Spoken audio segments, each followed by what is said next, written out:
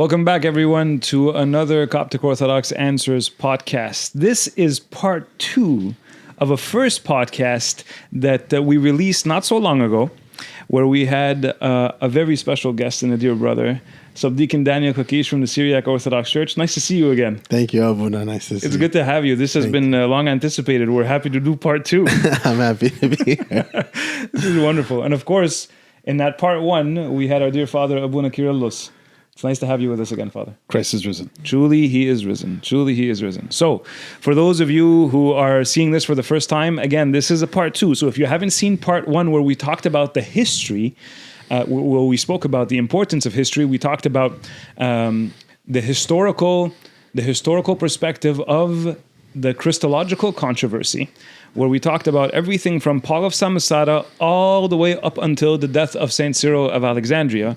And today we're picking up where we left off, right? So let's situate us for the sake of the audience. It's 444. Saint Cyril just died.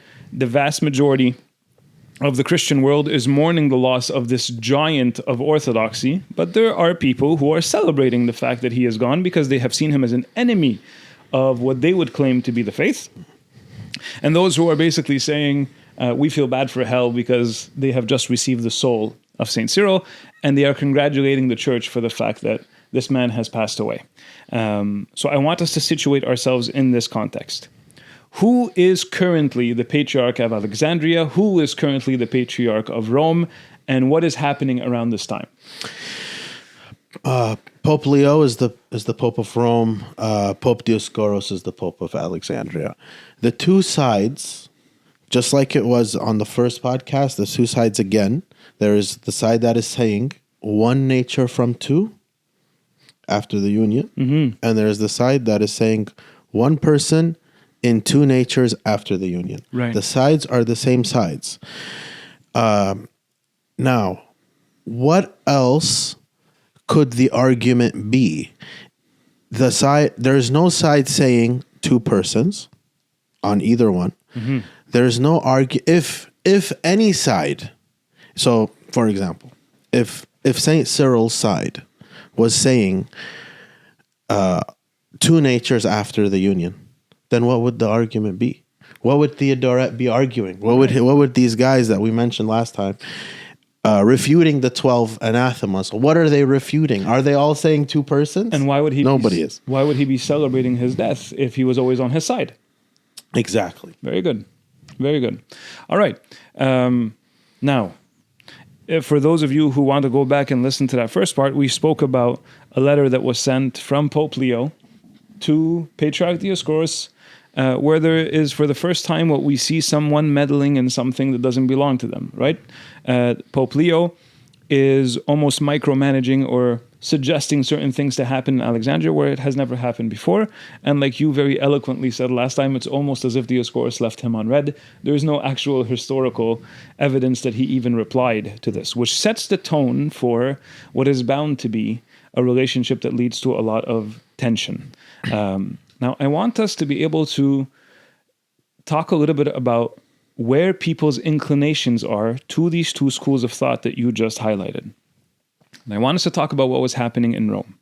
There is a local council in 447, if I'm not mistaken, that is called the Council of Toledo.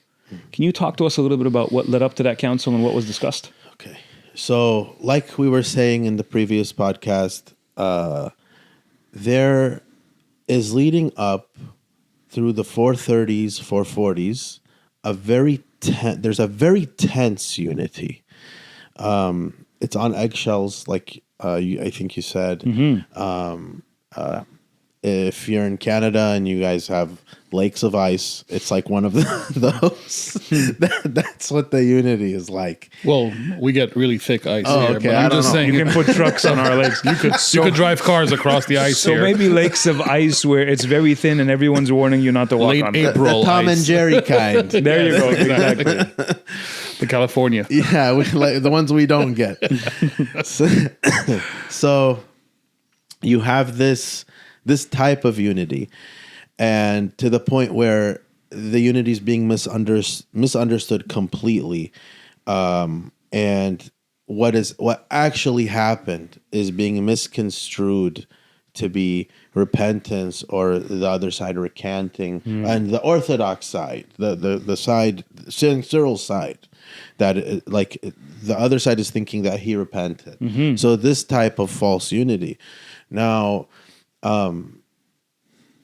the influence and impact that this has had is universal as far as the church is concerned. The Church of the East, which is not even in the Roman borders, is aware and updated. And even the far West, the Latin West, is also updated and aware. And not just aware of what's transpired in this particular controversy, but also leading up to it, the school of Theodore, the effect of Theodore, the influence of Theodore, to the point of there is scholarship about the connections between Theodore and Augustine, for example, and the Latin West. So now Leo, who was Pope of Rome at the time that we're talking about, Leo is a student of Augustine. And so Leo now has a synod convene in Toledo, Spain, under his authority and his direction. And this synod gives certain anathemas and certain canons that are in explicit opposition to the 12 anathemas that were already decided over a decade earlier. Reaffirming what? Reaffirming the Antiochian direction of how they're understanding the formula of reunion. Which is what, for the sake of the person who might have forgotten what was said? That the formula of reunion replaces the Council of Ephesus and the 12 anathemas. Right.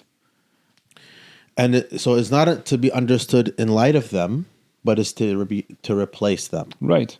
So the Antiochian side of the one person in two natures, this perspective is what wins out as far as they're concerned. Now, can I interrupt you for a second? Please, Abba. Thanks. So you have, on one side, you have the formula of reunion. It can be read in light of the 12 chapters defining everything that's going on there, the dynamic there. But the other side cannot claim the opposite. It's not compatible. You cannot say that the side that says one person in two natures is able to say that we can interpret the formula while keeping in mind the 12 anathemas. Right? The what history teaches us is that there's no room for the 12 anathemas if we want to read the formula of reunion from the Theodorian school. Understood. And a reason for that is that when we read the 12 anathemas, which I encourage everyone, please read the 12 anathemas. When you read the 12 anathemas, they're incompatible with such a formula. That's right. Anathema 3, for example, when you read Anathema 3, there is a union of hypostases. If there is a union of hypostases, which again, we don't want to get into the metaphysics, but for example, if there is a union of hypostases, but there is one person in two natures, well then what is the two? Is it the two hypostases continuing? What's happening here? That's right. Or in Anathema 4, where it says you can't take certain passages in the Bible and apply it to one nature and then take other passages and apply it to the other nature. Right. So this is all in opposition. There's nothing that can be formulated out of them to fit that construction. There's no reconciliation there. Now, in understanding that school and how it is now even being adopted by Rome, I'm about to read and share some of the statements that were made in Toledo. And I want to make it very clear to the audience that the vast majority of people, upon listening to this, will either be scandalized by these statements and would even say that there is no way that today's church would ever accept this. And that's precisely why we go back and investigate history. And if you remember what it is, what we said in the first part of the podcast that we had recorded, we talked about the importance of looking back on history so they can inform how it is that we approach theology today. So in light of that... Father, may I? Yeah. Forgive me. Yeah. History is now about to give weight to what you're about to read. 100%. Because it's under the direct guidance of Leo, Pope of Rome. Mm-hmm. So these are the statements and the conclusions of the local Council of Toledo in Spain under the guidance and the approval of Leo. Now, if I'm not mistaken, again, Leo wasn't present, but because it's under Rome and run by Rome, this is signed off by and accepted by. He has it convened. He gives it direction to give these canons and anathemas, and there he you go. approves. Here we go. Statement number 5. If anyone should say or believe that the human Jesus Christ was not assumed by the Son of God, let him be anathema. If anyone should say, statement number 6, if anyone should say or believe that the Son of God as God suffered, let him be anathema. Statement number 7, if anyone should say or believe that the human Jesus Christ as a human was incapable of suffering, let him be anathema. Statement number 13, if anyone says or believes that there is only one nature of the Godhead and manhood in Christ, let him be anathema. And then statement number 19, the Son of Man is also named the Son of God. However, the Son of God is God and should not be called a Son of Man. When we hear statements like these, and again, I encourage the audience, please feel free to rewind, listen to it again, pause it, write it down. You can clearly see how these statements are very scandalous. And we're not here talking about statements that were made prior to the Holy Council of Ephesus, prior to the 12 anathemas of the Pillar of Faith, Cyril of Alexandria, prior to the teachings of St. Gregory the Theologian, and St. Akakios and St. Theodotus. No, we are talking about a statement that is being made in 447, even after all of these historical events have happened, and they're being said and approved by a council that was convened by Rome and supported by Leo, the Pope of Rome. So what does this tell us historically about the influence of the school that we are saying has been in opposition to the Orthodox faith all along?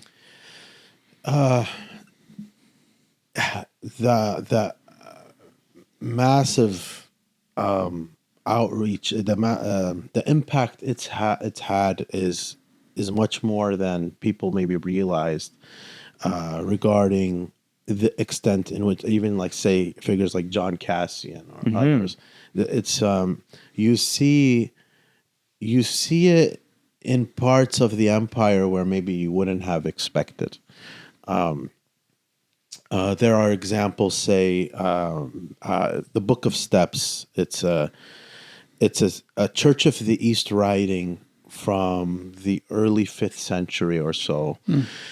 And the Christology presented in it is so Miaphysite. Like, for example, this is Persia, right? Geographically. Assyrian Church of the East.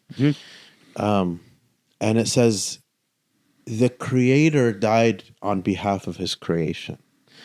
It is one thing for the son of Adam to die for his companions, but it is another thing for the Son of God to die for his creation. This is what they said.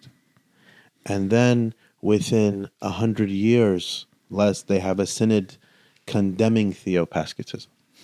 What happened? Right. See part 1. So this is where, again, the whole purpose of investigating history is to realize to what extent we're not talking about a school that preaches a duality in the incarnate Word of God that is slowly fading away. It is very much alive, and its fingerprint and its remnants have affected many parts of the empire and the entire church. The reason I'm highlighting this is because we're about to get into...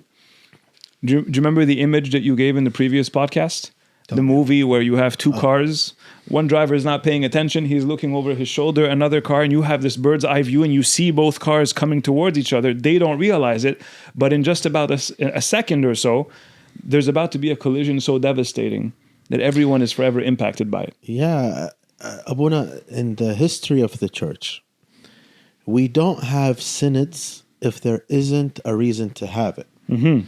So Acts 15, if there's no controversy, there's no Council of Jerusalem. Right. Nicaea, there's no Arianism, there's no Nicaea. So you have these for that. And the opposite is true regarding synods that maybe shouldn't have happened, that are reactions to orthodoxy. So like Toledo. What is happening that Toledo becomes necessary? What is happening that not to jump the gun, but 448 or 451, whatever it is. So because of 431, that all the tension that led up to 431, and then you have Formula of Reunion and that very tense unity that follows. Christendom is now in camps of this topic. And the whole empire and outside is dealing with this topic, and so they have it's encompassed everyone, and now you have the two teams are dealing with this in as official ways as they can. Toledo is an example. Now, why do they not have to deal with talking about one nature beforehand? Why in 447 after everything that happened? This is before the Eutyches controversy. People say, oh, Chalcedon was necessary because of Eutyches. What about Toledo? Who's Toledo necessary for? Was there another Latin somewhere that was saying something like that? No. But you have, this is all building, it's all leading up, it's all connected. Right. So in order for us to make these connections, I want you to talk to us about those following 4 years after Toledo. From 447 to 451, and I'm going to give you a timeline for this. I'm going to put a little bit of pressure on you, okay? I want you to talk to us about what happens in those 4 years, and you've got like 10 minutes to do it, because then we're going to get into the aftermath of what happens after the collision. Okay. All right. Toledo happens. 448, Eutyches, the monk in Constantinople, shouldn't have been speaking in the first place. Doesn't know. He much. says that. He Yeah. says that himself. Doesn't know anything. They're asking him if Christ is consubstantial with us. He says, I don't know what consubstantial means. Things like this. Now, Flavian of Constantinople, one of the team, one of the guys, one of Theodora and Nestor, one of the friends of the group, the clique. So he's saying Christ is in two natures after the union. And so Eutyches is that they have a synod in Constantinople 448, also called the Home Synod. Now he's deposed. The emperor, still the same emperor from 431, Theodosius, same one. Theodosius is upset. His friend, he was friends with Eutyches. His friend is deposed. He wants him to be exonerated. He's the uncle of his chancellor.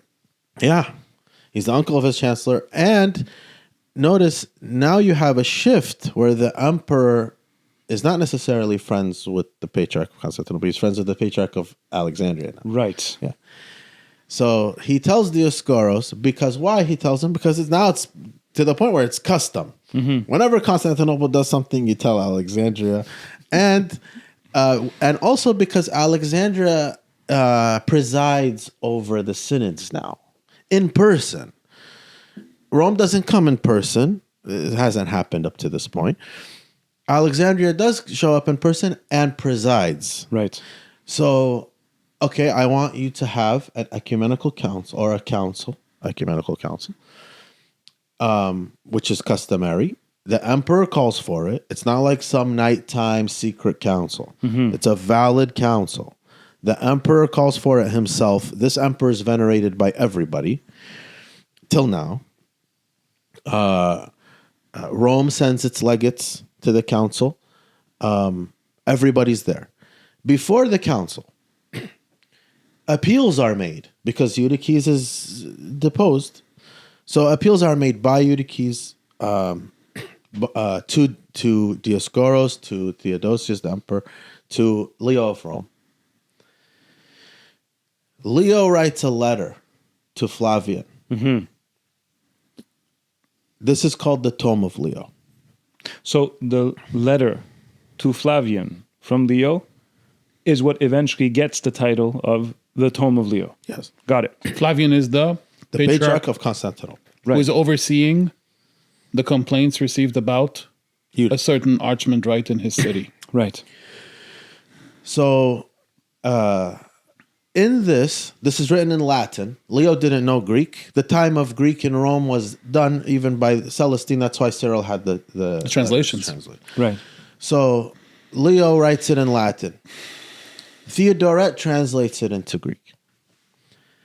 Now, it upholds the deposition of Eutyches, and it affirms the one person in two natures as far as we can see from the Greek translation. Your reverences, remember we did a show on the Lion's Den for the letter of Alexandria. That's right. Yeah. And then our fathers from that time were telling Rome, Theodoret translated this. We're not sure if he translated it right. Now that we live today, essentially it was a pretty good translation. I mean, not that off. But intention will always be, we won't know till we go, by our Lord, and then we'll know what the intention, but the translation, I'm saying. So then it was translated. He upheld the decision. 449, the emperor just like how Celestine and Cyril agreed to depose Nestorius, but the emperor called for a synod, and then it didn't matter now. Now it's up to the synod. Right. The emperor did the same thing. As far as Leo is concerned, this is the difference between Leo and Celestine. As far as Leo is concerned, he doesn't care that there's a synod.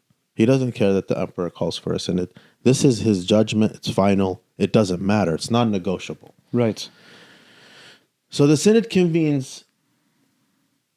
St. Dioscoros presides. And a confession of orthodoxy was prepared for Eutyches to say. And Eutyches said, whatever Cyril said, whatever Athanasius said, I say. And he said whatever. Who prepared it for him? Just in case people are thinking that he was set up to succeed. The emperor had it prepared for him. Right. So it was not Alexandria who did this. It was not Dioscoros who set him up to succeed. No. Okay. And just to be clear, to set the record straight again, this is not Dioscoros who was appointed by the emperor with a couple of his buddies having what looks like a synod. How many people actually showed up to this? I think it was 400 was the number. I can't remember. Right. So this is not a backyard barbecue. Yeah. This is An official, a real legit imperial council. Right. And still, we mentioned it on the last one, and I'm going to say it again. Still, Constantinople 381 is still not recognized at this point. Understood. It's mentioned by 448, but only because 448 is still Constantinople. It's not mentioned by 431 or by 449. So as far as 449 is concerned, it's the third council. Now, I think Father Price says it's even implied that it's thinking of itself as the final council. I'll just interrupt you. Father Price, for those who don't know, Father Richard Price is the scholar who has translated so many of the acts of the councils for us, and he is a Roman Catholic, if I'm not mistaken. Yes. Roman Catholic priest. So this is a person who has done a tremendous amount of work and a true treasure for the church. Yes, he is. But he's definitely not somebody who is a non-Chalcedonian or an Oriental Orthodox, right? Okay. So everyone's present. Theodoret and Ibas at this point are under house arrest, if you guys remember them from the previous podcast we did. They're under house arrest by the emperor.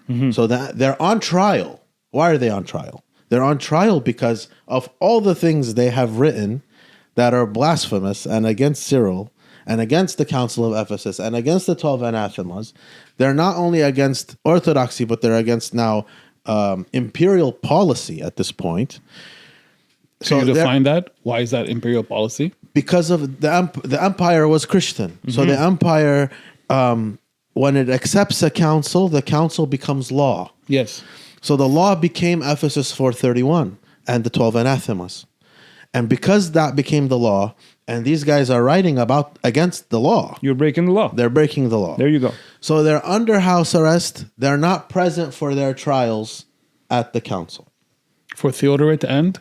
And Ibas. Now, their patriarch, Dominus II, who we mentioned also previously, the nephew of John of Antioch, he's there initially. Initially, he's there. Because, again, it's a real council. Everyone is present. They're all represented. Rome sends legates. Juvenal of Jerusalem is there, co-presiding with St. Dioscorus. So this is important. He co-presided with Cyril also. That's right. So Dioscorus is not Dioscorus is not leading this conversation alone. No. He has co-presiders. Yes. Okay. Now, Dominus, in the trials, so, okay, we were talking about the unity being on eggshells. Being fragile. Leading. This is the breaking point. Got it.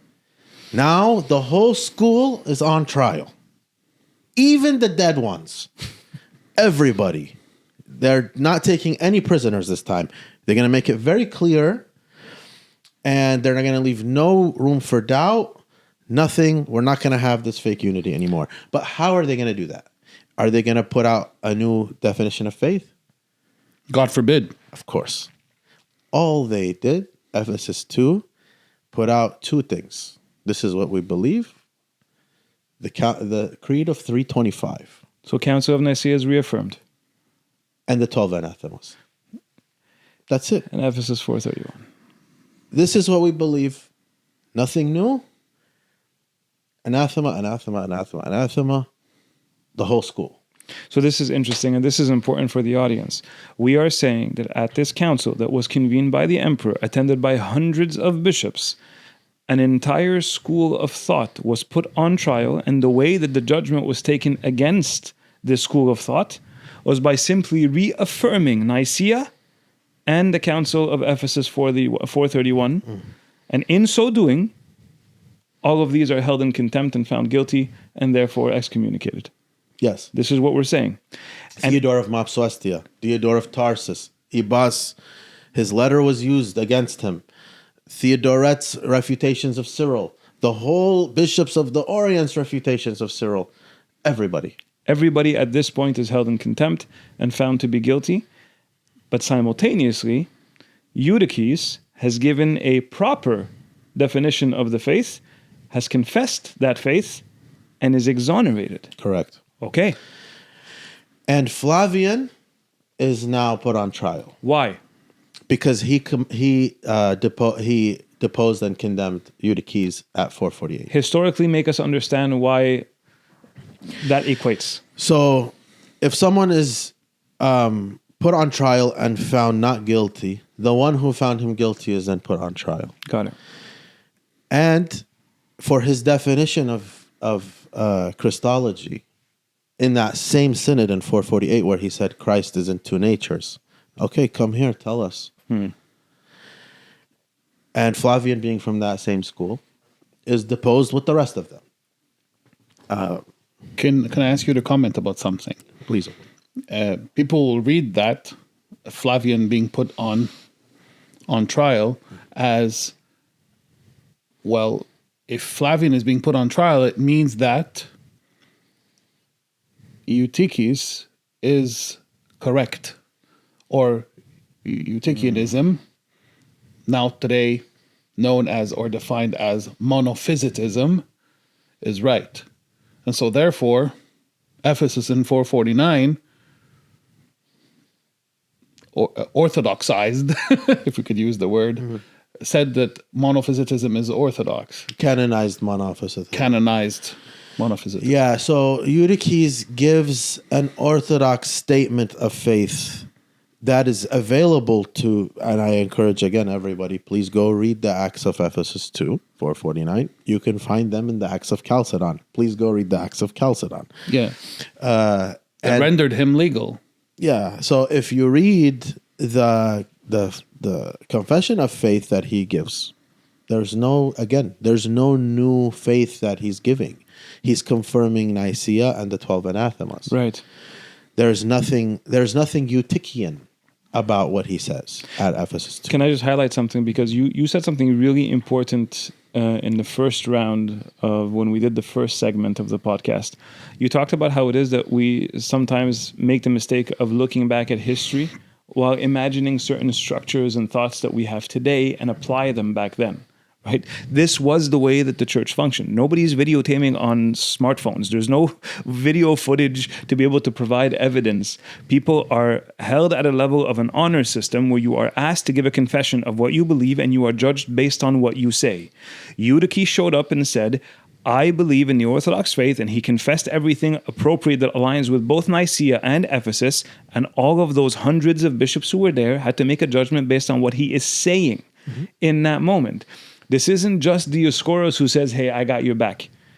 This is the entire council of bishops who sat there, heard him say what he said, and said, that's Orthodox. Yeah. And so he is exonerated. Now, we know historically that it takes no time for them afterwards to be able to realize this dude had no idea what he was talking about. Right. And he shoots himself in the foot, and they say, okay, so turns out he is a heretic. Right. And he's anathematized on our lists. By everyone. Right. Yeah. So what happens at 449 is basically, if you admit you're wrong, you're good. Mm-hmm. And everyone's given equal chance to do so. It's basic Christian repentance. Exactly. It's Christian understanding of repentance. Right. Exactly. Which the others on trial, besides Eutyches, did not do. Mm-hmm. Please expand. Sorry. Theodoret, Ibas, okay, they were in absentia. They could have written it. Dominus II. But they didn't.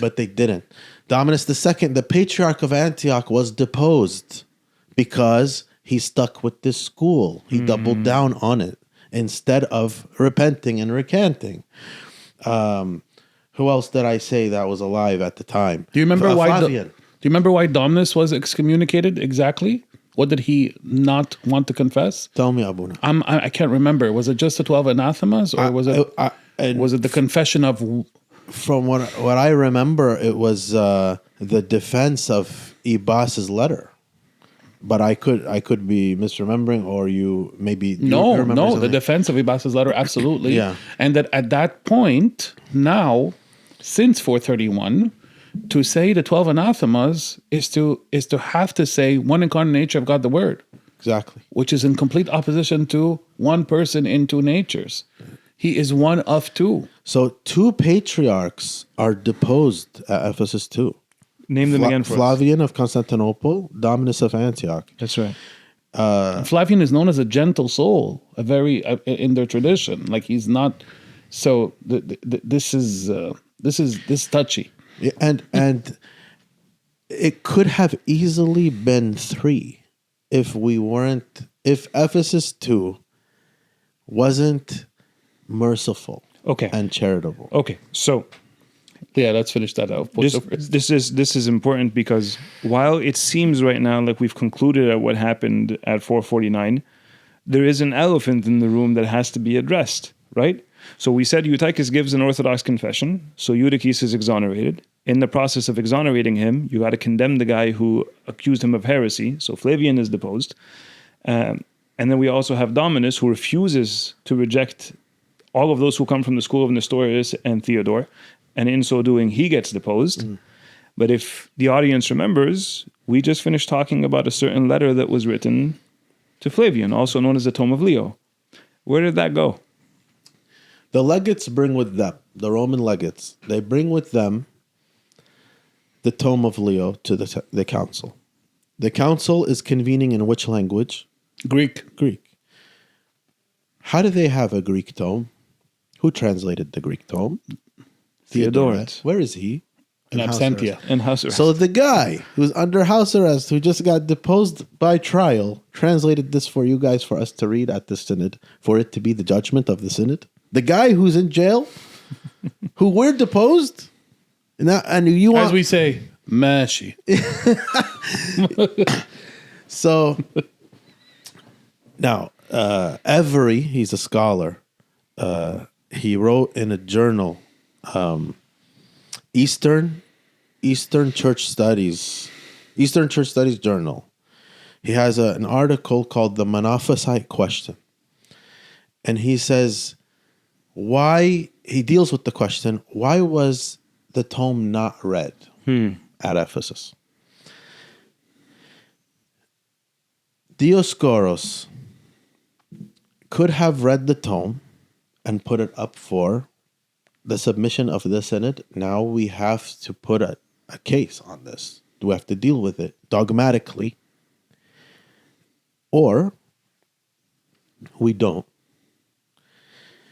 He asked for it to be read 3 times. Why? Was it 3 times? Yeah. I thought it was twice. So 3 times he asked for it to be read. 3 times. Why did he ask for it to be read?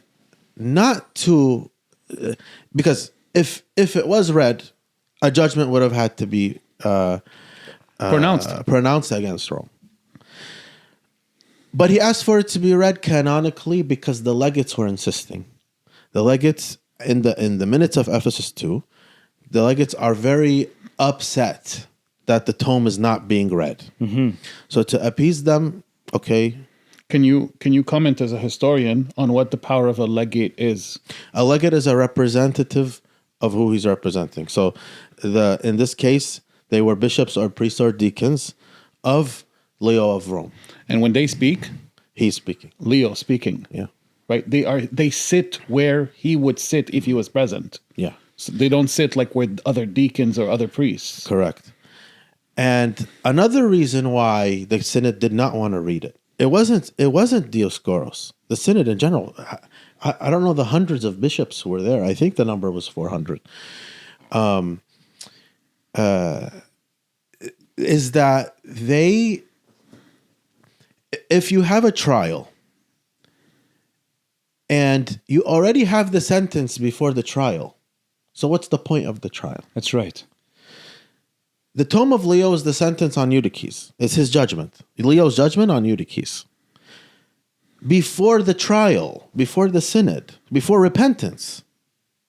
So then why put it into application if he already gives the confession of orthodoxy? Right. And now you have not only that, so that part is non-applicable now because the trial. Also, now you have to deal with the Christology of Rome. You have to deal with, okay, it was translated. Is the translation right? Is this Nestorian? Is this heretical? Do we have to anathematize Rome? It's all of these complications. Mm-hmm. There's no fear like those who call it a robber synod. Leo himself called it that. In what sense is it robbing? It's happening legally. It's happening in front of the eyes of everyone. Everyone's present. They're robbing in that they are not putting in execution your judgment, or where is the robbing happening? So this is really important for everyone who's listening to understand. We just finished saying that because Eutyches gave an Orthodox confession, those who would call him a heretic are therefore, by implication, excommunicated. The heresy now becomes their own, right? Mm. And we have a letter from the Pope of Rome who is saying Eutyches is a heretic. And we just finished deposing Flavian for doing that. There is a level of charity that is being adopted by those at 449 that if we actually read this and bring it to light, we're going to have to do to Leo what we're doing to Flavian. Not to mention the fact that we just confessed that the entire school is being held in contempt because we are accepting and reaffirming the faith of Nicaea and of Ephesus 431. When we apply that same scrutiny to the letter of Leo, he's going to be doubly deposed and excommunicated. Especially if they knew about Toledo. Precisely. Father V.C. Samuel makes your point, Father. So this is precisely why we really have to understand the church is navigating some really murky waters, and you're saying it perfectly when you said The ice that everyone is skating on, it's breaking now. People are falling through. Yeah. Abuna, you have a synod of hundreds of bishops. Is the robbing happening by a few bishops dictating? What size of an army do you need to be present in the place in order to force everybody to hijack the church? Right. What Egyptian monks are brought with Dioscoros, who are brought in on this council that is protected by imperial squadrons? Yeah. I we need to understand this. Like we need to just contemplate it for a second. He forced us. I'm jumping the gun, but he forced us. So let's not jump. Yeah. Let's not jump. We just said your 10 minutes were up a long time ago, Sorry. but as a real historian, this is so entertaining that we can't stop you. This is great. So we just finished what we would typically call the Second Council of Ephesus, right? And you explained to us that some have now called it the Robber Council, right? Let me seal it for you. Go for it. So after the depositions, Anatolius is placed by Dioscoros and Ephesus II as the Patriarch of Constantinople Instead of Flavian. instead of Flavian. Yeah. And Maximus is placed in Antioch also. Dominus is sent into exile. Flavian is sent into exile. And they both lived after the council. They both wrote letters. Flavian wrote an appeal to Leo. Doesn't mention any injuries or anything like that. Any physical, anything. Everything's fine. For more information on Flavian and his death, please go read Chadwick. And who is the witness that comes in handy in this story? Nestorius. Who is Flavian's friend? He was a friend of Flavian's. Nestorius says, while in exile, Flavian was injured by the soldiers who had a personal thing. Nothing to do with Dioscoros and the council. Soldiers were just being soldiers and bullying him or whatever it is, and they didn't let him recover from his injuries. It's not even related to the council in any way or to Dioscoros. Can you give the background to what is the accusation? the accusation there? The accusation against us is that they can't really make up their mind, to be honest, what the accusation is. Sometimes they say Dioscoros killed him. Sometimes they say Dioscoros had the soldiers killed him. Sometimes they say Dioscoros had his monks killed. Sometimes they say Saint Barsomo killed him or Saint Barsoma's monks. Nobody can really make up their mind, but we have historical evidence that all of these accusations are false. And just to situate us, if you don't mind, can you also give us why is it that Father Anthony mentioned the elephant in the room being the reading of the Tome of Leo? But what is the accusation there? Because at Chalcedon, they accused Saint Dioscoros of not allowing the tome to be read. Of preventing it. Yes. Which is the complete historical opposite. Correct. Yeah. So what's the aftermath of 449? 449 happens. Rome convenes a synod, local, and excommunicates the whole East. The whole East. Yes. What does that mean? Finds all of Ephesus II invalid, is unilaterally reversed by Rome. All the depositions are backwards. Anyone who took any seats is not recognized. Everything is the opposite of what it was. So It's a message to basically, the emperor, really. but this is really important. So you're and your basically church. saying that after 449, Rome excommunicates anybody who is not in agreement with Rome, which is basically the entire church other than itself. The whole East. So in so doing, they reject any decision that's being made by 449, and they are reverting to everything they have always believed. Yeah. Leo goes on as if Ephesus II didn't happen, and there's no more communion with anyone, just the Latins. So in the eyes of Rome at this point in time, Alexandria doesn't have a valid patriarch. Antioch doesn't have a valid patriarch. Constantinople doesn't have a valid patriarch. Jerusalem doesn't have a valid patriarch. And the emperor has no say in this. Rome has spoken. Yes. What happens next? And the reason why is because, as far as Leo is concerned, again, the tome is non-negotiable. Right. Sorry, if I may add, it's not just that Ephesus 2 is invalid, but based on Toledo in 447, Ephesus 1 is invalid. Well, because The memory Ephesus of 2 Ephesus 1. Because Ephesus 2 is invalid, whatever Ephesus 2 has affirmed, and this is important, Ephesus 2 has very clearly, 449 has very clearly affirmed the faith of Nicaea and Ephesus 431. If Ephesus 2, 449 is invalid and a council of robbers, their canon of measurement of orthodoxy is also invalid. Voilà. And why are there no bishops in the East who remain in communion with Rome, accepting that the tome or Diophysitism? Because Ephesus 2 stamps them all out. So there's no more of this. This school is tolerated. It's not tolerated after Ephesus 2. Right. It's done. Right. The emperor at Ephesus 2, Theodosius, same emperor as Ephesus 1, venerated by everyone till today. He dies in 450. He falls off his horse and he dies. So Leo excommunicates everyone in the East. The new emperor comes in, Marcion. Why is he the emperor? Why, Abuna? Who's he married to? Oh, there. History. Tell us a little bit about history. So the previous emperor's wife. His sister, sorry. Yeah. So with the new emperor, he wants to reconcile Rome. What do you want? Blank check. My tome is on everyone, non-negotiable.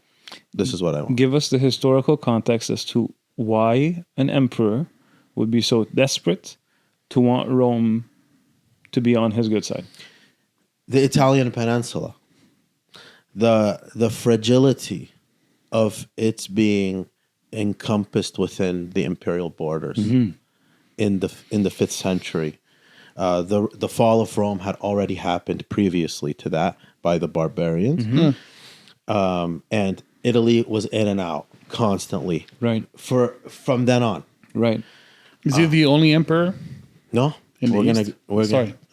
we're gonna get to more. Right. So for anybody who would argue that the emperor was theologically inclined to want Christian unity, we would say historically that is way too charitable. I mean, it's hopeful. It's the opposite of logic, because there was already unity as far as the empire was concerned. As well said. As far as the empire, you have everyone in the East on the same page. So you're at this point, it's like you don't care about that. You care about what you don't have. Precisely. So Why do you have that from that council? Because a lot of people see that council as one man directing everybody. They don't see this as they're not seeing it as there are over 350 bishops at minimum that are saying this is orthodoxy. So that's cool. yeah, it's really the perception that the other side gave to Ephesus 2 is the opposite of reality in every way. And Dioscoros actually puts them on blast for it a few times at Chalcedon when they put him on trial. We'll get to it. So get us there by telling us what happens right before. Okay. Emperor, sorry. Yeah. Sorry. I That's okay. So the emperor gives Leo the blank check. Leo says, "This is what I want." He doesn't ask for a council, to be fair. Leo doesn't ask for a council. He wants the tome non-negotiable. Again, to him, the council doesn't matter, just like it didn't matter before. That's right. He doesn't care about what the bishops think. This is my judgment, period. It's done. So the new emperor has a council called because he wants a council, because he wants to be thought of the next Constantine. For more information on this, please read Father Price, Acts of Chalcedon. So, and he has them even put a new definition of faith because he wanted like a similar 325 creed. He wanted his own kind of thing. So, Leo sends his legates again. Before that, leading up to, so we're in 450 now when he's setting up all these agreements with the emperor to do it. Only 19 years after Ephesus. Yeah, and they are trying to find which sees are going to agree to this ahead of time. It's getting set up, and this is all in Richard Price. So Anatolius of Constantinople, who was an Alexandrian, and Dioscorus put him, okay, what's your price, Constantinople rank to? New Rome. What's your price? How much?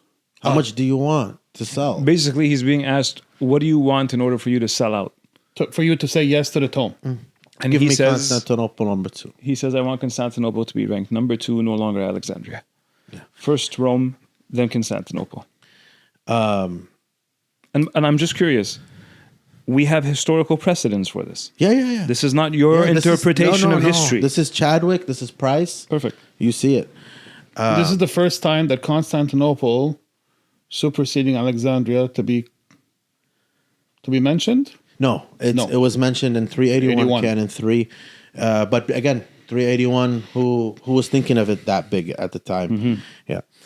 So Chadwick even says, Rome was very lucky that Flavian was already dead.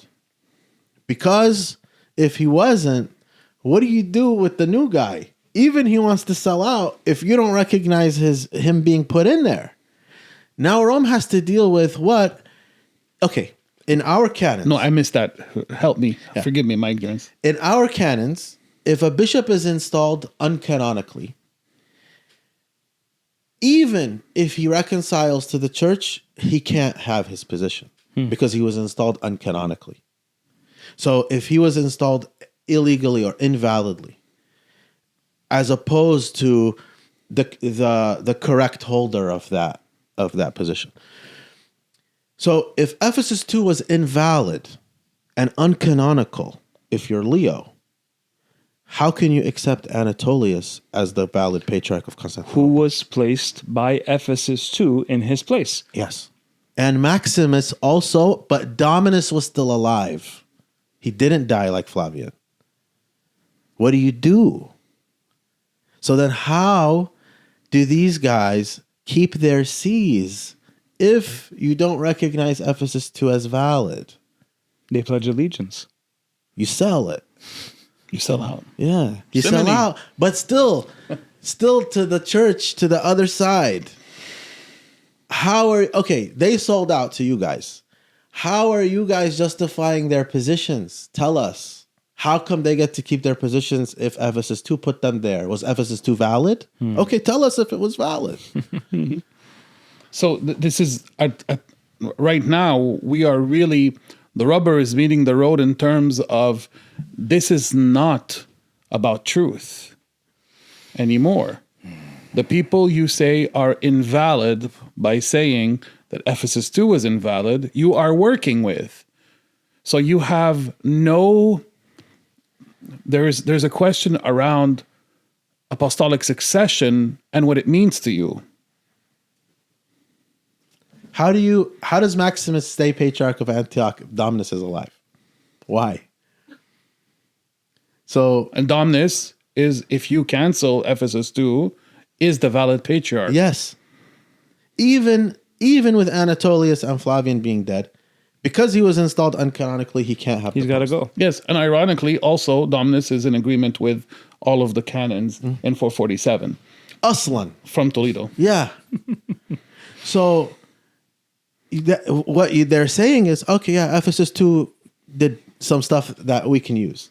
This is not stuff that we are observing here. This is No. all stuff completely stuff- digested and understood by anybody at the time of the bishops from either east or west. Right. Okay. So now you have all these guys agreeing ahead of the council on the tome for different prices. So they come into the synod. Dioscoros gets to Chalcedon. Originally, it was supposed to be in Nicaea because Marcion was a romanticist like that, but he had to shift it to Chalcedon.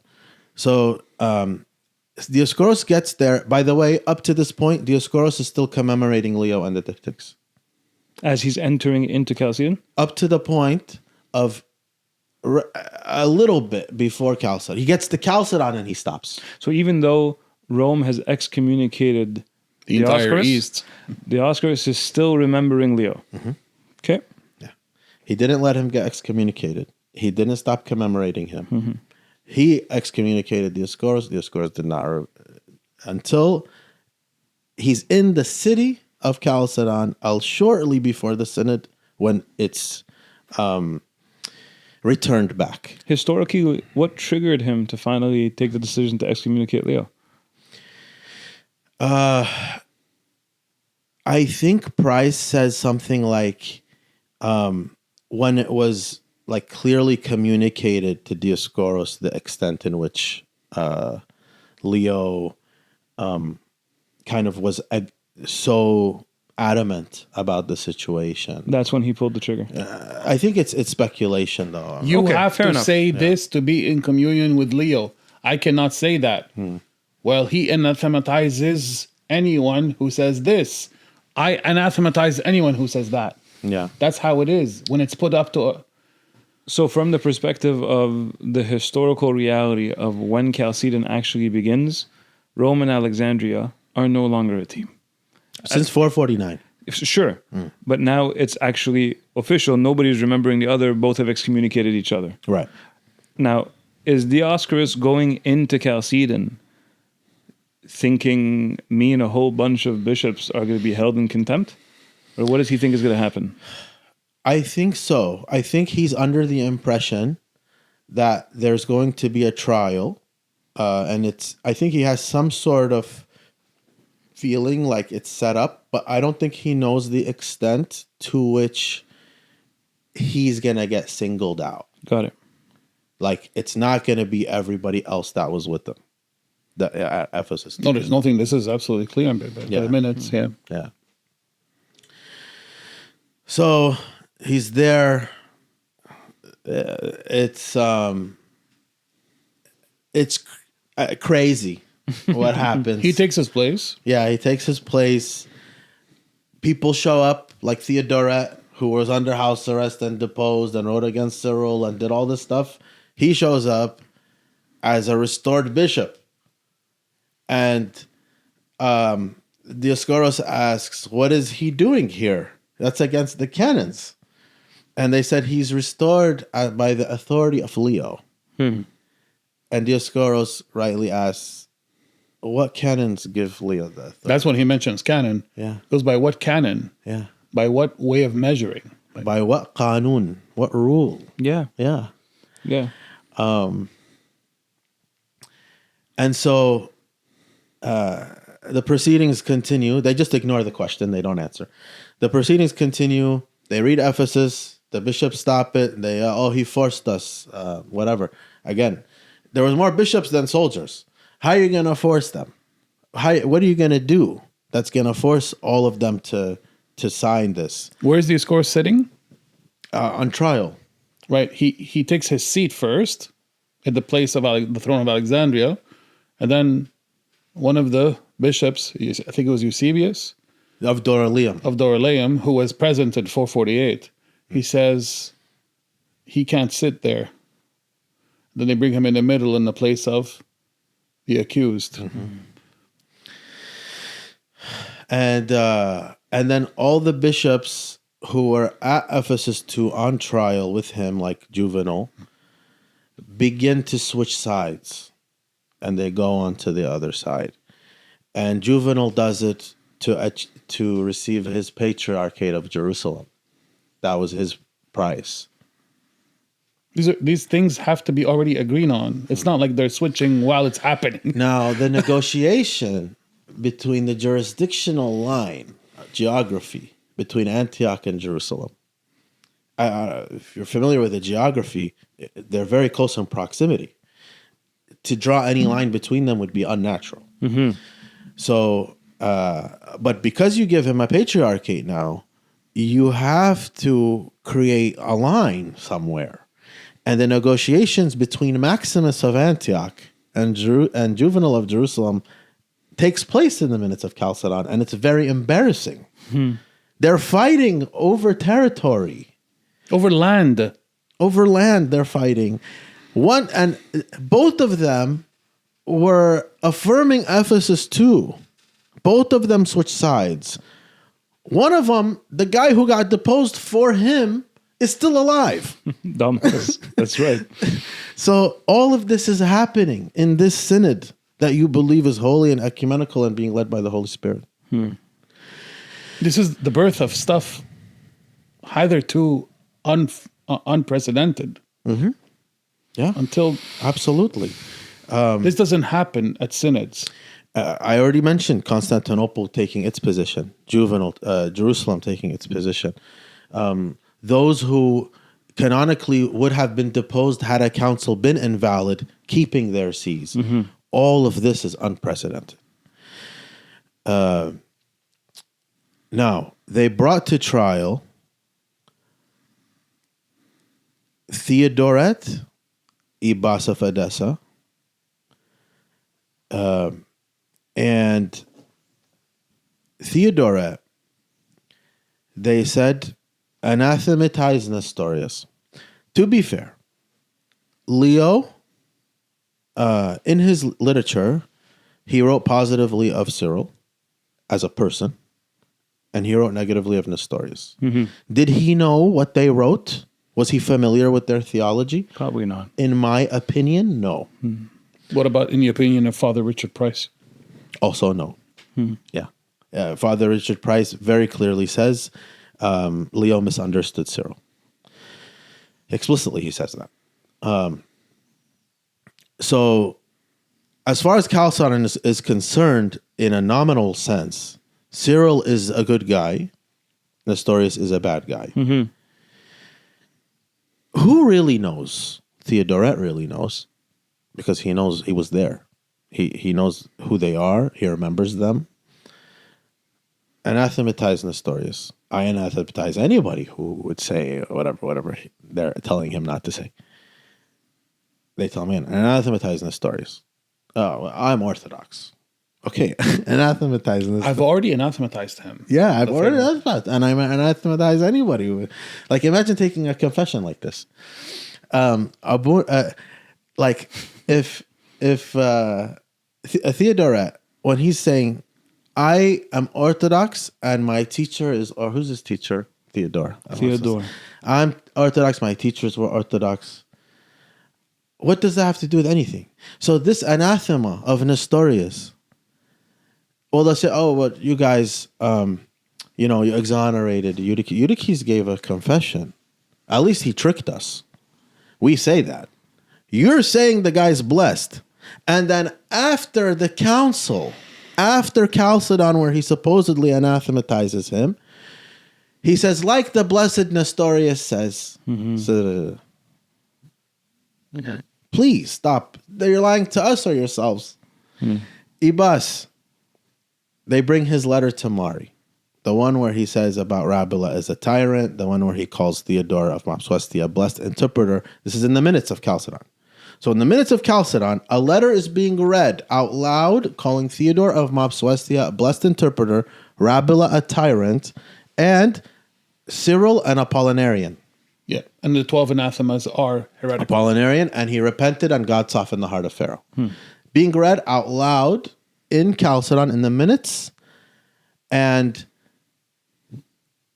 they said, this proves his orthodoxy. This is proof of his orthodoxy. Can I just pause and say We just had a natural quiet this moment. was a natural awkward moment because sometimes looking back at history, you ask yourself what was going through everybody's mind, right? Abuna. The echo of that awkwardness is not originating here. No, it goes all the way It's back to 451. I'm so sorry to have to say that. If we're in the Coptic Synod sitting, Yes. with all the bishops, and somebody says Cyril was an Apollinarian, what's going to happen? Well, people wouldn't be sitting down anymore. Right? Is everyone going to stay quiet and move on to the next subject? Absolutely not. There would be tension for sure. Okay. Pension's a good word. So, Fun word. so Chalcedon, the letter is read out loud. There's no doubt about what the letter is because it's read. They read the actual letter, the words, and he's there present. He has a Syriac translator sitting next to him. He's present. Ibas is present, and he has a translator, and everything's there. And the reason I'm emphasizing this, I have to kind of say what's going to happen later ahead of time because 100 years from this situation, they're going to say, oh, we're not sure if it was actually written by him or whatever. Or they're going to say, oh, but that's not the letter they were talking about. This was the letter. It was read word for word. He had a translator there. He was present for it. He didn't say, that's not mine. I never said that. It was read 2 times, Ephesus 2 and at Chalcedon. Both times he didn't say it wasn't him. And nobody, the bishops heard it. وَلَا كَأَنَّهُ. They had no problem hearing it. What's وَلَا كَأَنَّهُ? As if nothing happened. Yeah. And this is important because we got to remember the same bishops who were present at Ephesus 449, which you're calling it Ephesus 2, at Ephesus 449 and condemned Ibas, are now the same. The vast majority of them are the same ones who are at Chalcedon just 2 years later, hearing it and ignoring the elephant. Yes. Ignoring it and affirming its orthodoxy. Yes. So then what does that tell us? Theodore of Mopsuestia is canonized in Chalcedon because it calls him the blessed interpreter. And Cyril's repentance from Apollinarianism and the Apollinarianism of the 12 chapters is canonized by Chalcedon. The 12 anathemas are never read at Chalcedon. The third letter of Cyril to Nestorius is never read at Chalcedon. Why? Why was the letter of Ibas read and affirmed? And why is the third letter of Cyril to Nestorius, the 12 anathemas, why is it never read? Why do you need 100 years to anathematize the letter of Ibas to Mari and the refutations of Theodoret against Cyril and Theodore of Mopsuestia? Why do you need 100 years to do it? We did it at 449. Because for 100 years, the East, a majority of the East, including our sister church in Armenia, could not accept what happened in Chalcedon as defining the faith. So historically, for those who would like to investigate a certain aspect of Chalcedon, was Dioscorus actually excommunicated at Chalcedon? Beautiful question, Amor. Dioscorus saying, I can accept out of 2, but not 2. Out of 2 natures, but not in 2 natures. Dioscorus then, before his trial, because these happened in sessions, different days, the councils, it wasn't all at one time. So when they summoned him for his trial, they summoned him 3 times according to the canons. He didn't appear. And the reasons he gave, I believe his reasons that he gave to the Synod, that the soldiers were not letting him to leave his cell. Now, commentators like Price say it was very convenient for the Synod for him not to come, because had he been present, they would be forced to make a decision on his orthodoxy. Right. And that would put them in a situation of, now we have to talk about Christology, like for real. Because Chalcedon's so vague. Can you stress why that is important? Why does Chalcedon? I guess my question is, why does Chalcedon in terms of a council that speaks about the issue at hand, why is it so different from the other council that were summoned because of a theological issue? Because it would have to reverse a previous council's dogma. All the councils that are summoned because of a dogmatic issue discuss the theology. If you read the minutes of Chalcedon, the actual dogma is not discussed. It's just decisions about things that already happened. Right. It's very vague. Very vague. So, and the evidence for this, in the minutes, after his deposition for refusing the thrice summons, Anatolius of Constantinople, he says, Dioscoros was not excommunicated for heresy. Explicitly, he says. He was not excommunicated for heresy, meaning he's Orthodox. However, he was excommunicated because he refused the thrice summons and because he excommunicated Pope Leo from. And Price says another reason for Anatolius to say this, because he's kind of going out of his way to clarify, but it's because he needs to secure his own lineage of priesthood. Right. He receives it from him. Right. Yeah, and he's saying his teacher that he sold. So we're clearly seeing that from a historical perspective, this car crash, right, this humongous collision, is not only very messy, but the amount of collateral damage that is done to the church is one that is...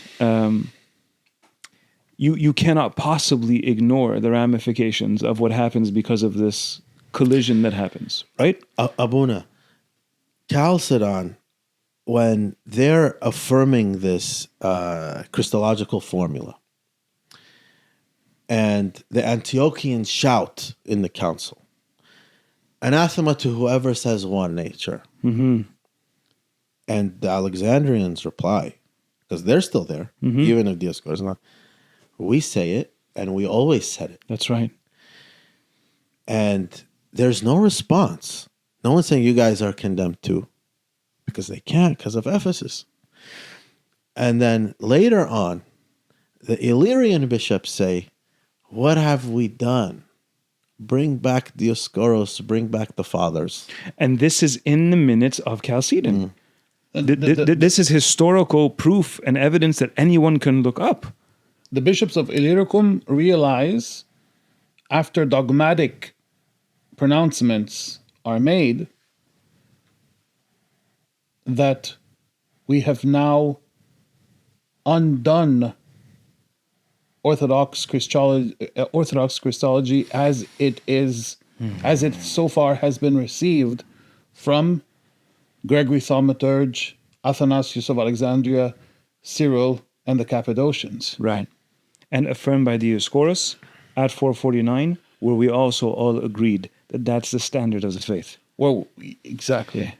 So, I want to, forgive me, I'm about to retake control of the wheel here, right? Because I want us to really continue having this conversation from a historical perspective.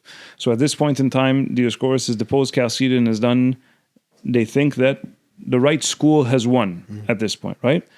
So is everyone happy-go-lucky? We never revisit this. There's peace in the land. What happens? No, within 20 years. So they try to replace Dioscoros. Dioscoros is sent into exile. They try to replace him. His replacement is not accepted, to say the least. What happens in Egypt? Because Egypt is a bastion of orthodoxy, so that's not tolerated whatsoever. The Egyptian people themselves rebel, and they're like, absolutely not, over all of our dead bodies. And the bishops at Chalcedon told them that's going to happen. Right. The Alexandrian bishops said, we can't go take this back. You have to let us go. We'll pick a patriarch, and then we'll let you know. Because they know that what's going to happen. That's right. Go. They'll kill us, they said. Yeah. Right. And so that Alexandria stays, non-Chalcedonian, as if it didn't happen. All the seas in the East revert to non-Chalcedonianism within 20 years. Hold on. You're saying within 20 years of Chalcedon, all of the sees of the empire go back and align themselves with what was said at 449? Jerusalem, Antioch, Edessa, Constantinople, all revert to non-Chalcedonianism within 20 years. All echo the cry of the Illyrian bishops. Bring back the Oscars. What have we done? Right. So, tell us briefly, how did they come to this conclusion and why? Before the council, Juvenal said, if I go and accept it and come back, don't let me come back. He told that to his people. And they didn't try. He accepted it. He came back. They tried to kick him out. That's so interesting. He had to come back again with an army. With an army, and then he... to take back his seat. Anastasius becomes patriarch in Jerusalem, non-Chalcedonian, for 20 years. He stays there. Peter the Fuller becomes patriarch in Antioch for 20 years. Acacius, who's And mentioned Peter the in Fuller is? the patriarch of Antioch. Right. And he, what side is he on? Non-Chalcedonian. All of these that I'm mentioning are non-Chalcedonian. Acacius of Constantinople, who was mentioned in the Coptic liturgy, patriarch of Constantinople. Peter and Timothy, and then Peter. So, What does that mean that they're non-Chalcedonian? Orthodox. How do they celebrate liturgy? How do they speak of Jesus? I love it. How do they speak of Jesus Christ? What does that mean? That they just resituate us again as a historian and not using dogmatic or theological language. And you have 30 seconds to do it because I'm not gonna let you go. Exactly. Yes, sorry. Okay. Sorry. So it's a perfect segue, actually. Excellent. This is how. In 475, there is another synod. In Ephesus. Ephesus 3. Ephesus 3, there's a reversal of a lot of what Chalcedon did. Okay. It is reaffirmed all the anathemas of Ephesus 2. It's added some, including the Tome of Leo. And it's reversed administrative things, like Jerusalem's breakaway from Antioch or Ephesus's demotion, things like this. And one of the most important things is the liturgical impact that Ephesus 3 had, is that it included the Creed of 381, which is now recognized ecumenically by all, in the liturgy for the first time in the history of the Christian church. So what we know today as the Nicene Constantinopolitan Creed is affirmed here? Yes. At 475. Affirmed, but also added to the liturgy. Got it. And the Trisagion being understood Christologically. And the phrase, who was crucified for us after the thrice holy, this particular phrase here. The addition of this phrase was emphasized in order to stamp out any type of duality. Right. In that holy, almighty, immortal God was crucified for us. And this phrase is attested to by fathers much earlier. Saint Ephrem, for example, during this holy season of the resurrection, Saint Ephrem says, "No one was present at the moment of his resurrection, for it is unfitting that an account of the resurrection of the immortal one be written down." The resurrection of the immortal one. Calls him immortal.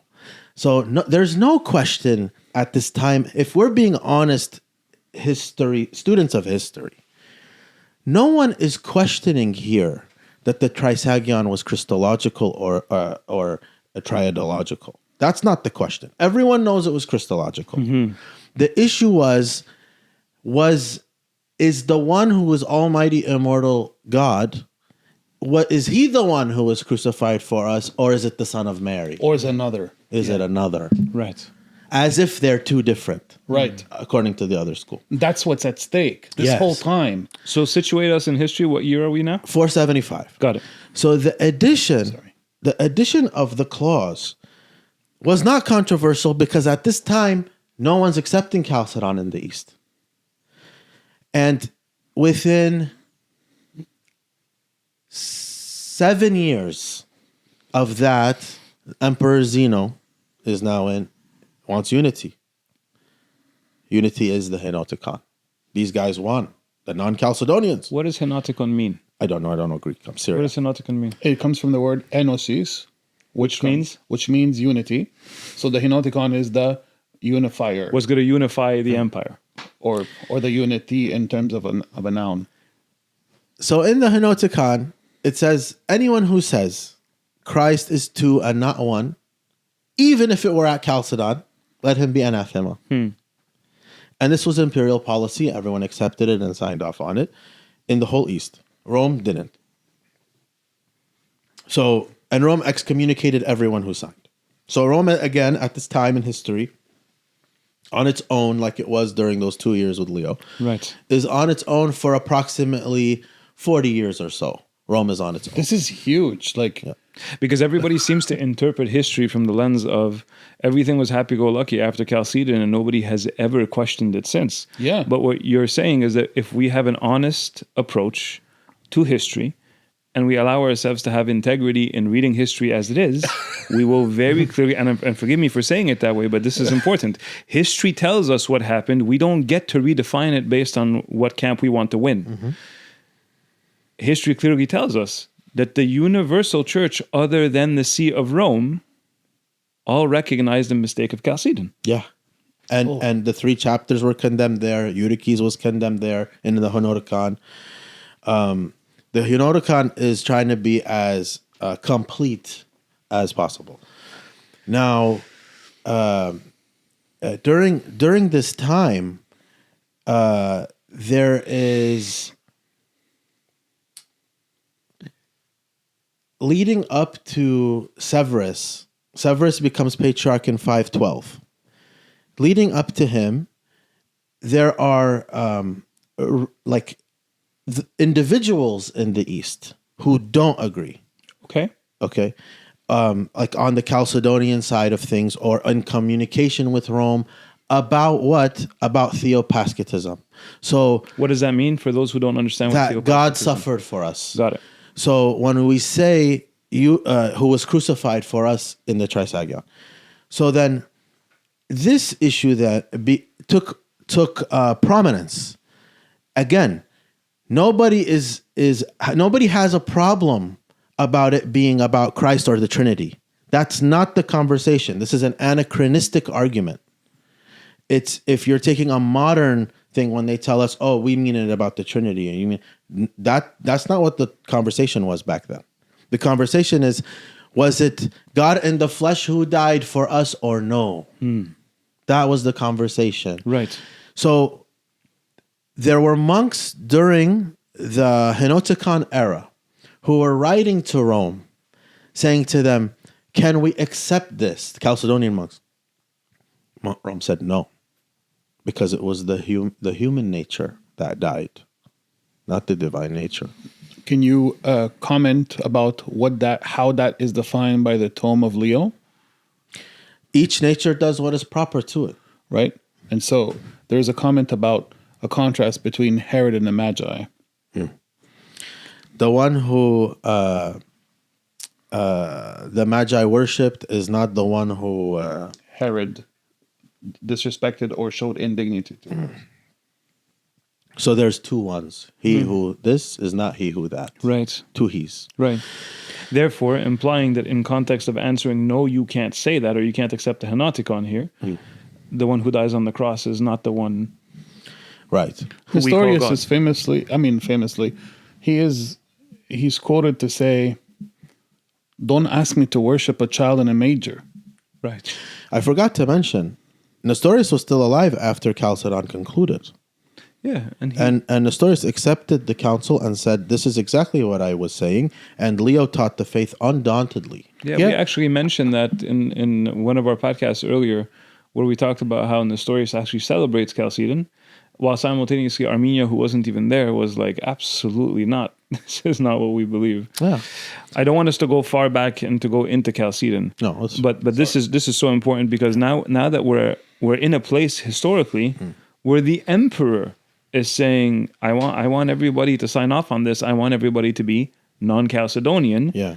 and to revert back to Orthodoxy. See, I keep talking about this clause in the Trisagion because it's so important that we don't revise history.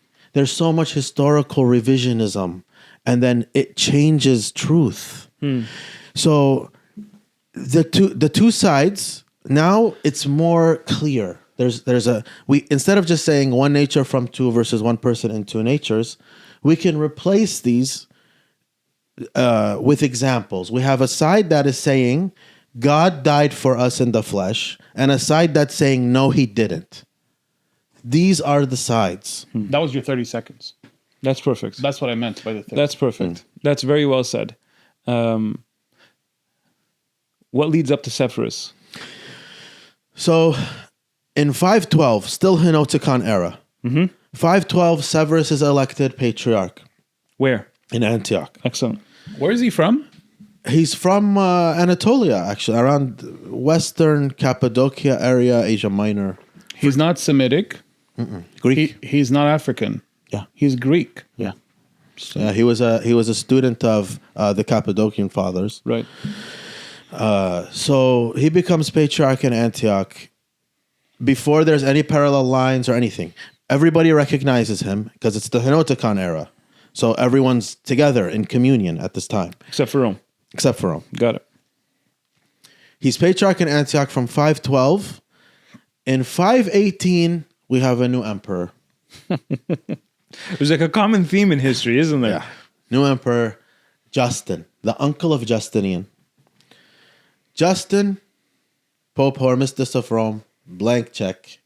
What do you want? So we're back to this again. Yes. Pope Hormisdas of Rome writes a formula.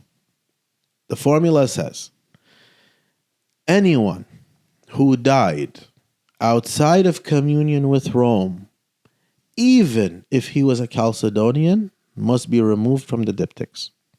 What does that mean for those who don't understand the implication of that statement, removed from the diptychs? Anyone who is commemorated in the Mass, in the liturgy, who is considered a saint, anything like that, and even if they agreed with Rome in the faith, but they weren't in communion with Rome, meaning the holiest,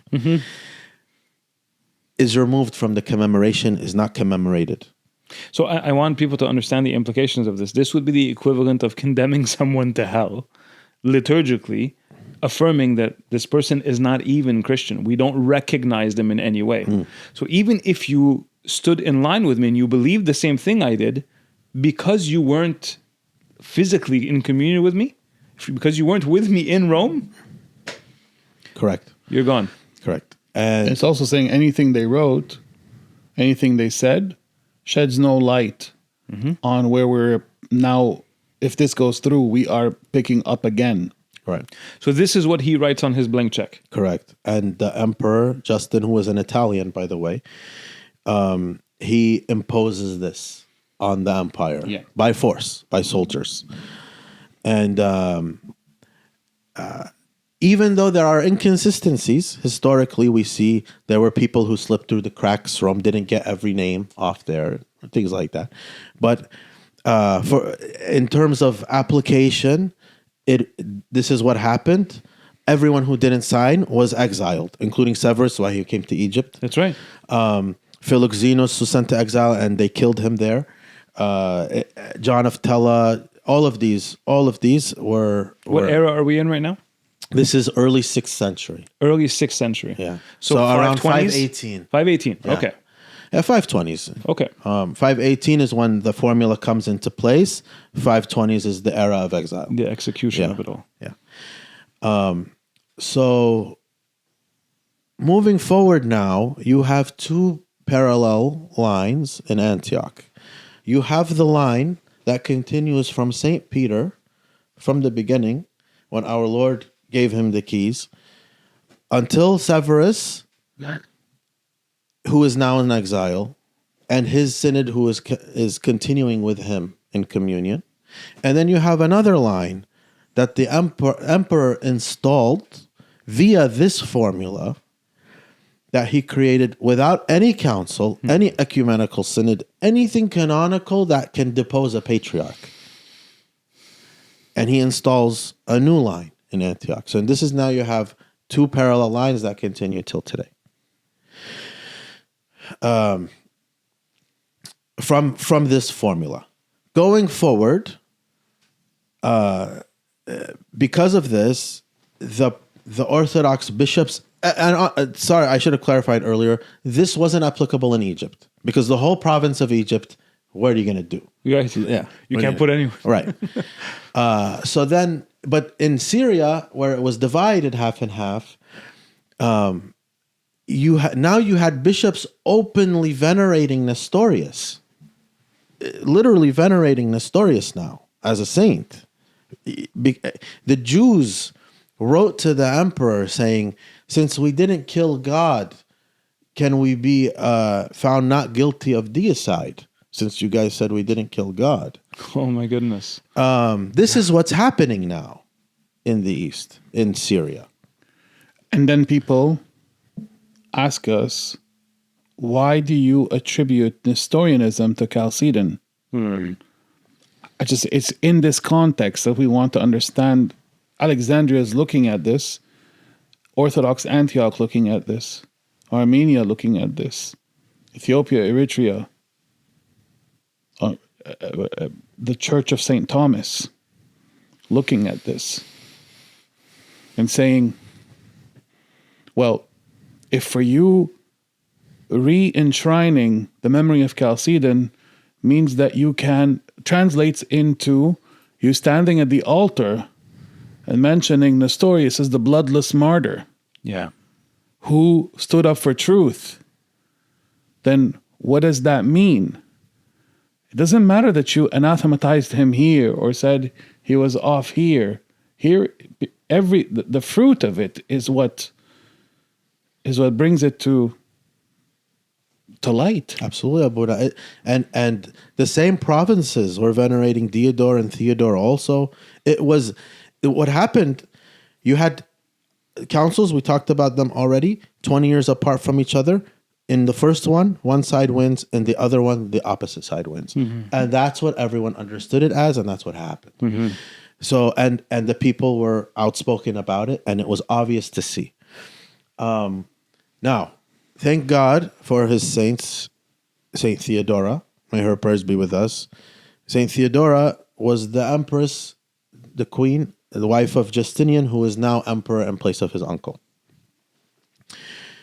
Because his wife is Orthodox, and he wants unity among the two sides, so he pushes for reconciliation attempts. He doesn't care as much as his uncle did about Rome. He cares, but not like Justin did.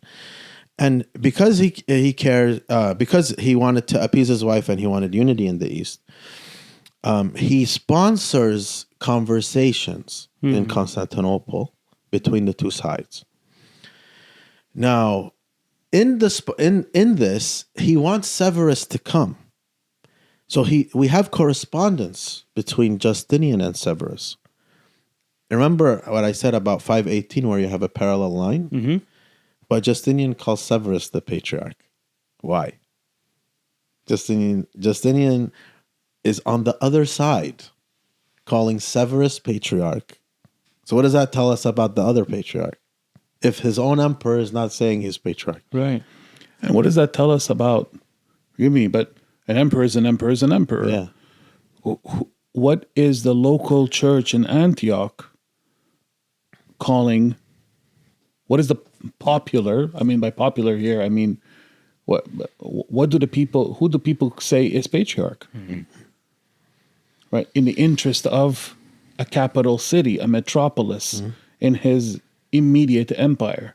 Yeah. And Severus in exile has the entire Chalcedonian side on its heels with his apologetics, his refutations off of memory in the desert, writing against them. He mentions that in his writings. I don't have my library here, but then he accurately quotes Chrysostom or Athanasius or Cyril. You might actually want to mention this for people who might not understand the contribution of Severus. I've heard this before, and you can clarify. Historically, Severus's writings and contributions during his era alone outweigh any of the writings that come out of the East, like all put together. He's the seal of the fathers of it. Right. Yeah. Right. The crown of the Syrians. Yeah. So in 532, the conversations take place in Constantinople between the Syriac Orthodox bishops and the Chalcedonian bishops. Those are the two sides present. And thank God, the conversations, we have them. They're recorded in Syriac and translated by Dr. Sebastian Brock. May God grant him long life. And the conversations, they give us historical precedent for how these topics were spoken of at that time, instead of now in an anachronistic way and revising history. For example, the letter of Ibas, which we talked about, where the Chalcedonian side admittedly was embarrassed, versus now, or not even just now, 20 years after the conversations where they try to say, oh, it wasn't him. So you already admitted it in 532. And 451, we don't need you to admit it because we have eyes and ears. So 532, the conversations are beneficial, though. They are fruitful. And there is a lot of improvement in reapproachment with each other. In truth, if you look, they're not being all like ponies and unicorns with each other. They're talking for real in the lines. Yeah, stuff that, I mean, I think an honest opinion about it would be, not an honest opinion, but I think something worth considering is that these conversations should have happened in 451, but they didn't. 451, again, forgive me for being repetitive, made a lot of decisions about where everyone stands based on language without defining any language or what did you mean when you said. There's no one discussing the implications of the formulas. By 536, Justinian, it was the conversations were so productive that Justinian attempted a reconciliation council. And Anthimus of Trebizond, who was Patriarch of Constantinople, converted, and he became Orthodox, and entered into communion with Severus and Theodosius, who became Patriarch of Alexandria at the time. Right. Who, by the way, in his confession of faith to Severus, still explicitly mentions the Henotikon. So as far as the Orthodox are concerned, we're still using it at that time, at least. So, and we skipped the 497 letter, but anyone who wants to know about it can go watch the episode. So 536, the synod is about to happen. Who's in town? First time ever. Pope Agapetus of Rome It's coming to town. Yeah, Which town is this? Constantinople. So now we have the Pope of Rome, who typically would only send delegates. He's left Rome and he shows up in person. How he even knew there was going to be a council is beyond me. But he shows up in person. Yeah. What happens? So he's there first time and he surprises everybody. And he presides over the council, excommunicates Anthimus, excommunicates Severus. Severus is sent back to exile into Egypt. This is so painful. The letters of Severus are to be burned. That's why we barely have anything Greek left from Severus. That's right. His replacement, Anthimus's replacement, is Minas of Constantinople, and a new law is set for that church that any patriarch of Constantinople following Minas has to be approved by the Church of Rome. Because of the Anthimus thing. And now it kind of blew up in Justinian's face because now he has to enforce this new policy, which is the opposite of what he was going for. But he's still, for his part, he still supported the Miaphysite cause cross borders. It benefited him. Anyway, that was really the last ditch effort, because by 553, which Justinian tried to make another reconciliation council, the big names had already died. Right. Severus at this point had Dies already 2 years reposed. later. Yeah. So I'm going to ask you a hypothetical question, but from your perspective and from everything you know about history, what do you think would have happened at that council that was convened by Justinian if the Pope of Rome hadn't shown up? I think it would have been another Henotikon era. Yeah, I think it would have been longer lasting, because I don't foresee another Justin coming up. Right. Yeah. So again, that is not something that, well, it's all speculation. Right. But there is something to be said about how, for anybody who is a student of history and of truth, what we're realizing is that when we look back at history, no, Chalcedon wasn't the home run. It is very clear that after 451 and everything that led up to 451, the church constantly had this tug of war that was happening, where people were moving constantly back and forth, trying to be able to align itself with everything the church had already spoken as Orthodox. And we see that very clearly.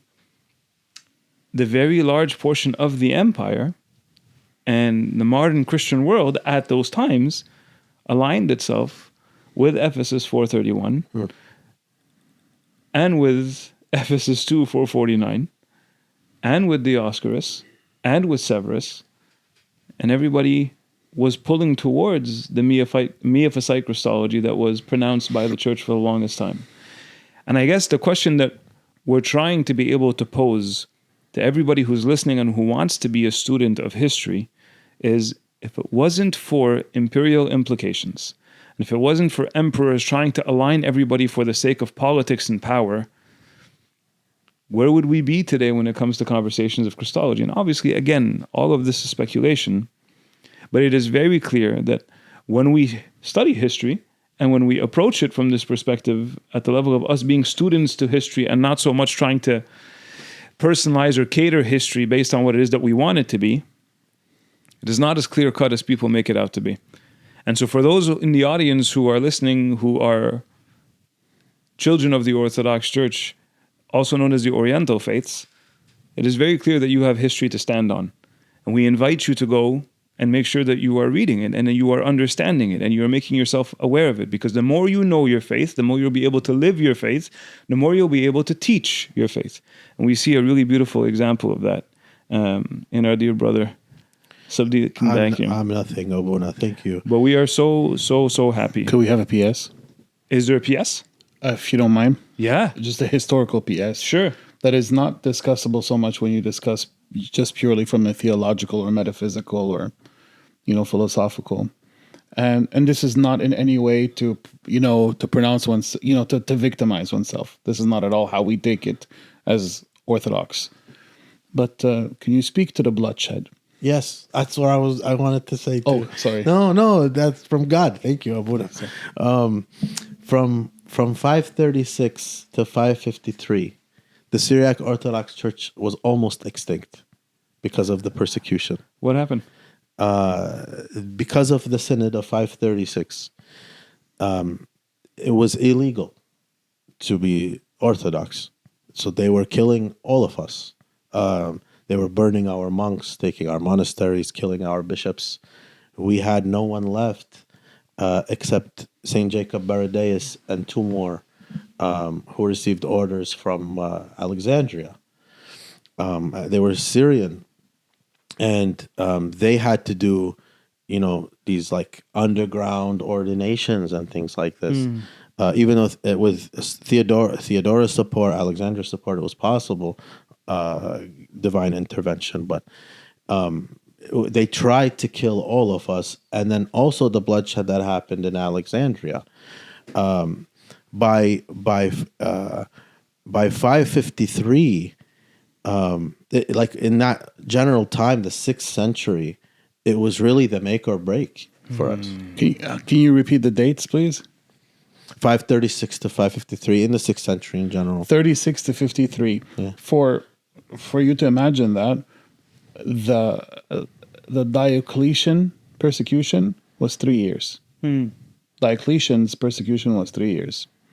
It's not to say that it wasn't intense, Diocletian's, but it was 3 years. Here we are talking about something at the level of genocide between the two rivers. You have eradications of whole tribes, whole huge families, churches completely razed and looted, pillaged, whole traditions, whole languages, whole hymnographies, all of this beauty, which says what?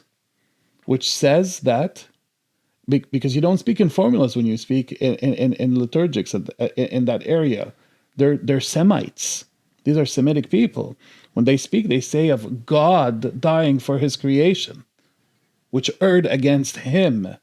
And he experiences all of their fallenness for them. He also, could you speak to us of the sources? Sure. And I say this not for us to feel bad for ourselves or to call somebody bad, the imperial bad. I say this for us to remember. Of course. That we are here because there was prices paid. Absolutely. Voker Menzi, Justinian and the Making of the Syrian Orthodox Church. Cremenzi. Yeah, Voker Menzi, yeah. Very, but he's not even non-Chalcedonian yet. He's unbiased scholar. An honest inquiry. Yeah, even by the title of the book, you could tell like he's not, and he talks about this in detail, this whole history that we were just talking about from, the Henotikon until after 553. Yeah.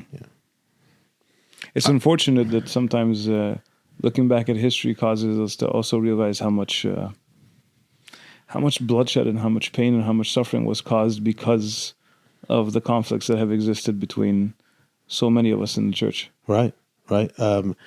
I don't know if you want to discuss 553 or not, the synod. Do you want to go that route, Abuna? I think we're going to have to keep everything that is the additional councils, right? Especially the councils that are oftentimes recognized as the 5th, 6th, and 7th ecumenical councils by those who are Chalcedonian. We'll have to probably keep those at a time where we can dissect them to its fullest extent.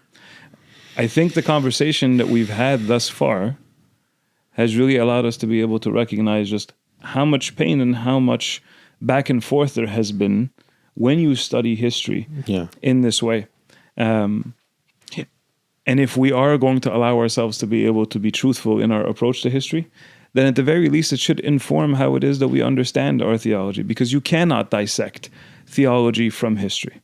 And I would hope that, if anything, the audience that has been listening to the first part of the podcast that we did and this podcast now is that, no, you can't be ignorant about this. You can't just listen to somebody say something on a podcast and then suggest that you've learned everything about theology. That's not how this works. Unless we become students of the church and students of her history, then we are not fit to speak on these subjects. And I'm saying this while being a person who produces podcasts. Do not take this podcast as if it was some sort of seminary course.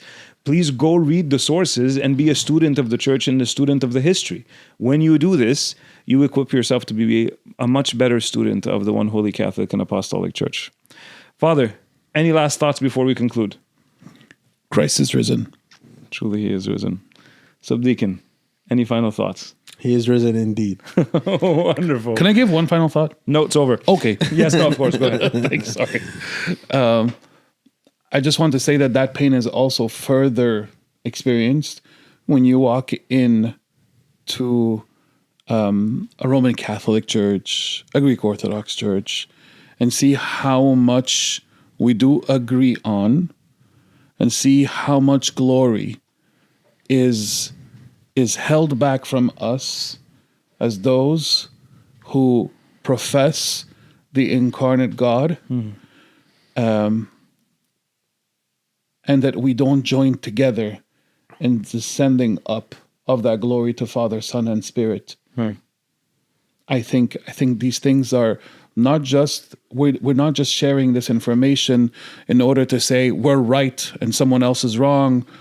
No, this is for us to remember the seriousness of our calling to seek unity and to heal all of that which was injurious to Christ's bride, his church. Amen. Amen. On that note, thank you, Subdeacon. Thank you, Abuna. Thank you, Abuna. Thank you, Abi. Thank you, Subdeacon. We'll see you guys next time.